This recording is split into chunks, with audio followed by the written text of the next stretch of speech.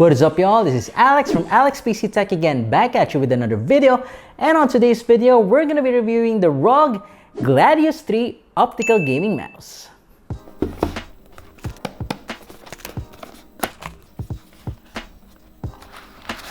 What's in the box is the ROG Gladius III optical mouse, 2 macro switches, 1 ROG switch tweezer, 1 ROG sticker, 4 Teflon mouse feet, 1 QSG, and 1 warranty booklet. What I can say about the build quality is that there's really nothing much to say, as what's important in a mouse is the feel and the weight distribution or balance, if you ask me.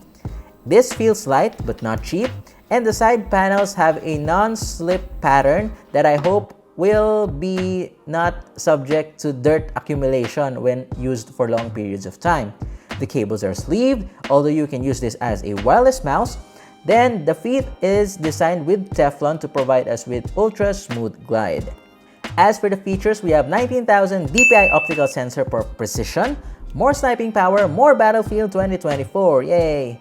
Ergonomic shape, of course. This is what they call like the asymmetrical design, as it is for the right-handed people. It has a 1000 Hz polling rate. If you have questions regarding DPI and polling rates, I have a separate video for that, but long story short, the more DPI for me, the better the mouse is for aiming. Especially that I'm using a 1440p monitor. #AimGod. The most unique feature that this mouse has is that it has a socket to hot swap the mechanical pin switches to a 5-pin switch 1, or if you have a 3-pin switch 1 in that case, allowing you to customize the click feel and of course choose your preference.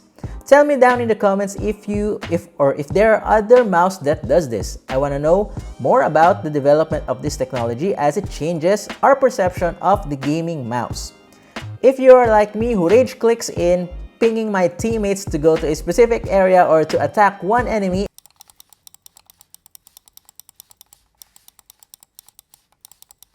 then this feature is for you. Lighting can be customized through the Armory Crate, where you can customize the button macros, lighting effects, and tinker on calibration settings.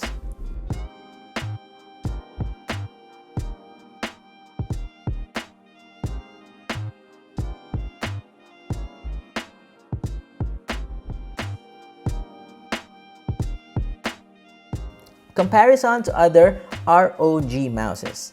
The grip of the mouse compared to my ROG Sika and my ROG Cerberus is somewhere in between these two, the claw and the palm grip, I should say. As per the size, well, there's a reason why I still use the ROG Sika, and that is because it is small and it fits my hand perfectly.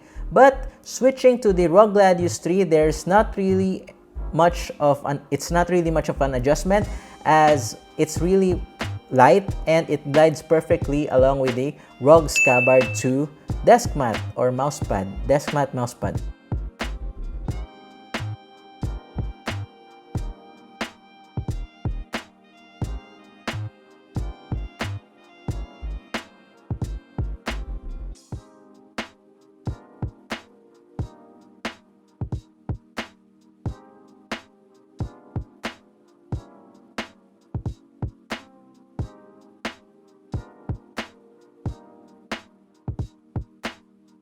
Speaking of the glide, we have the mousepad / desk pad, which is the ROG Scabbard 3.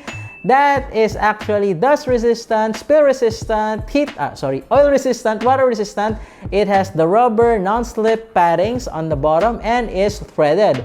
So if you are in the market for another desk pad or mousepad, this is really actually a nice one, and buy it. No? So with that being said and done, I guess the main takeaway from this video is that we are now in the phase where we can even update the clickers and customize our mouse depending on our preference. Now, whether the other manufacturers follow this step of Asus, that would be not known to us until we find out in the next year, or I guess it will take them some time before they can implement this on their design. But this is actually a really nice configuration where you can even update your mouse clicker.